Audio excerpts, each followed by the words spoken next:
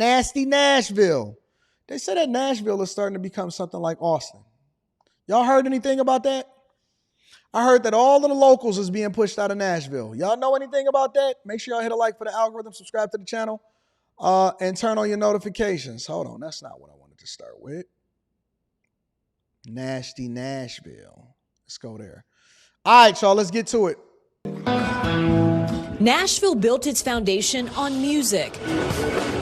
But these days, it's becoming harder and harder for many musicians to live there, as Music City has transformed into one of the nation's fastest growing boom towns, with a record 16.8 million visitors last year, adding nearly 90 people a day to its population. And it's not just people. Amazon, Alliance Bernstein, and soon Oracle will be calling Nashville home. 18 years ago, we had more people than we had jobs.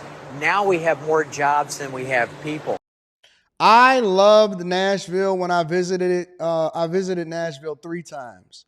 One time I went down there to see my girl, Courtney Michelle. Shout out to Courtney Michelle. I went to see Courtney in Nashville.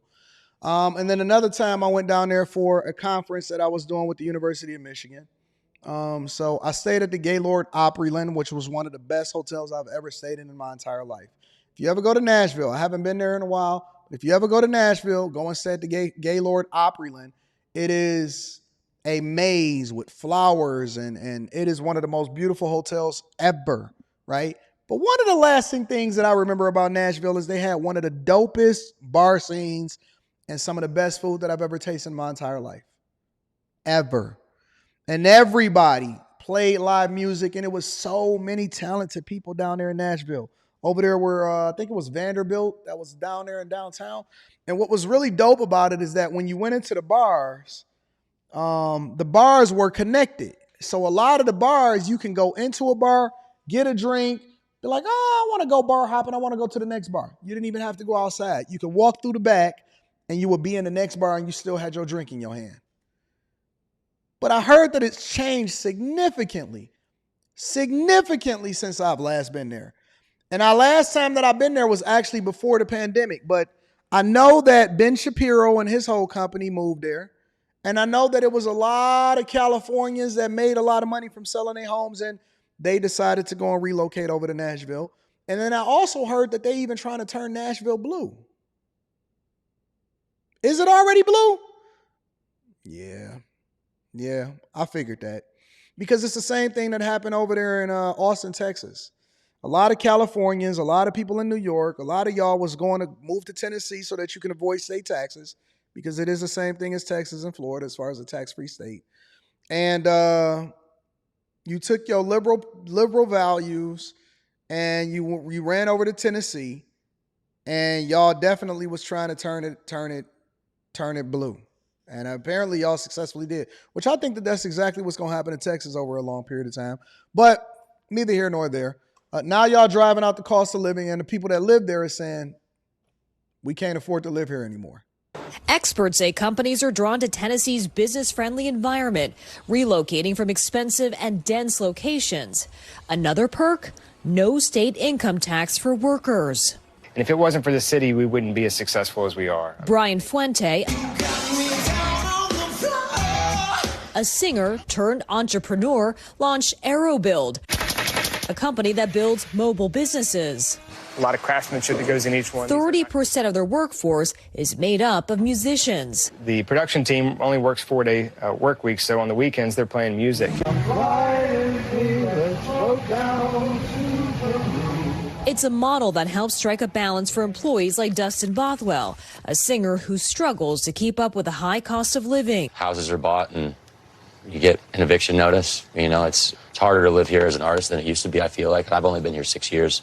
According to a recent Redfin analysis and the latest home prices, a family needed to earn roughly $129,000 a year to afford the median price home worth $478,000. It was not like that. It was not like that. You telling me you got to earn $130,000 in order to afford a median priced home worth almost $500,000? Jesus Christ, y'all done messed up Nashville too? Nashville used to be the spot. I remember I visited Nashville, and everywhere that we used to go to, the conversation between me and my wife would always be, could we see ourselves living here? And I said, absolutely, I could see myself living in Nashville. Absolutely, I could see myself living in Nashville. It was a joy. It was one of the best places I ever visited. It had some of the best food that I've ever tasted in my life. It was just great. Nashville was awesome. I can't believe that y'all ran Nashville up so hard that you got to make $130,000 in order to be able to afford a home there. Jesus. What are y'all doing? Y'all trying to turn Nashville into San Francisco? The average median household income in the United States of America is between $67,000 and $72,000 a year.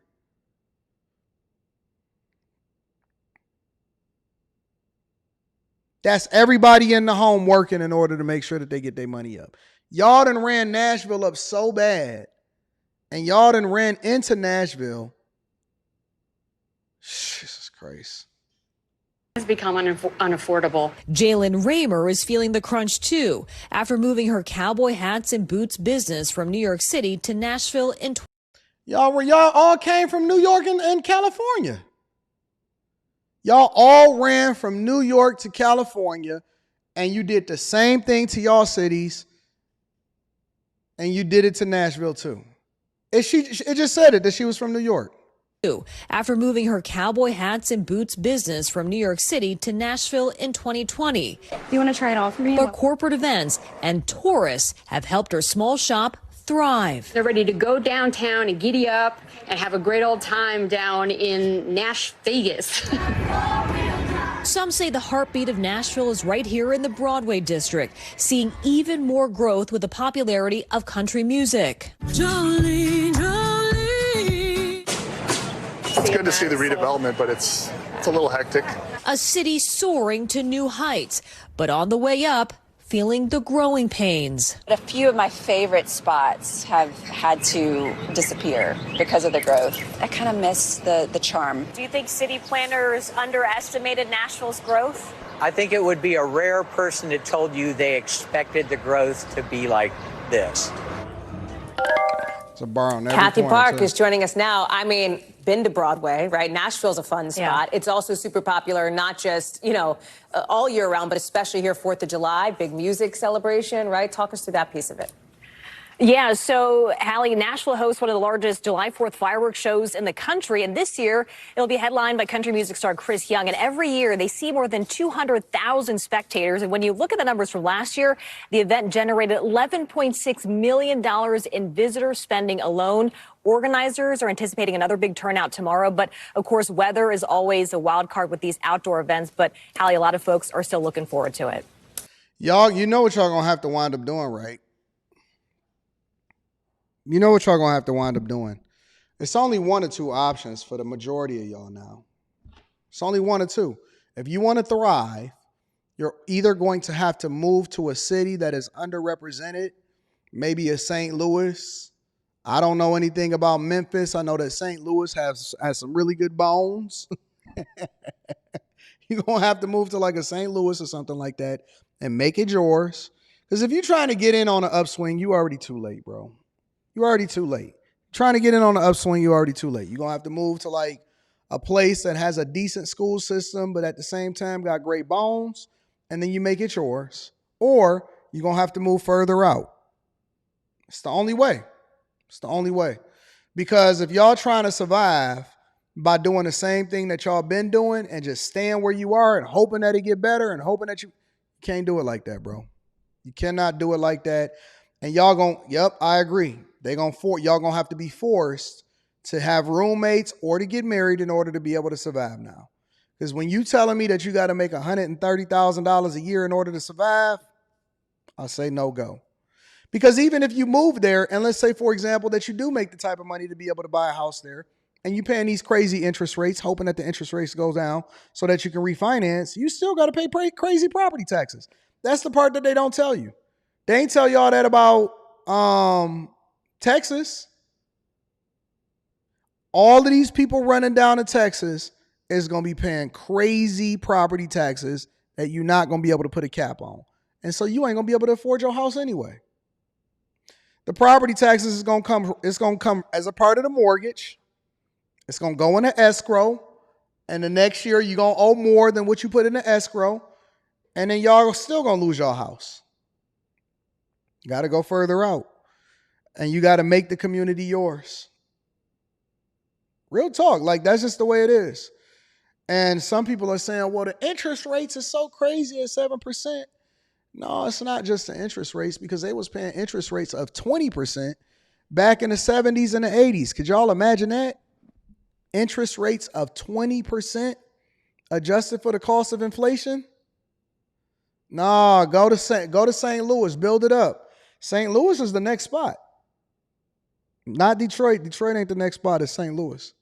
St. Louis, Cleveland, anything in the Midwest, Milwaukee, Pittsburgh, all of those places is a spot. Y'all said Dallas and Fort Worth is full. Columbus is full too. It's some great places. Cincinnati is awesome. Cincinnati is awesome. Pittsburgh is one of my favorite cities. I think that everything in the Midwest outside of Illinois is good. Again, I like Milwaukee. They got some great things going up there. I like St. Louis. And Somalis and took over Minnesota. So we ain't even worried about Minneapolis and the Twin Cities, St. Paul. I've been there a few times. But yeah, it's some really great places that y'all can go to, that y'all can make y'all's. And they don't have high property taxes. You said St. Louis got a high crime rate. Well, I mean, you got to make a sacrifice somewhere. You got to make a sacrifice somewhere. So anyways, I love y'all. I appreciate y'all. Indiana, Arlington, Texas is full. Go home. Yo, I thought y'all used to want people to come to y'all city. Now y'all don't want nobody to come to y'all city no more.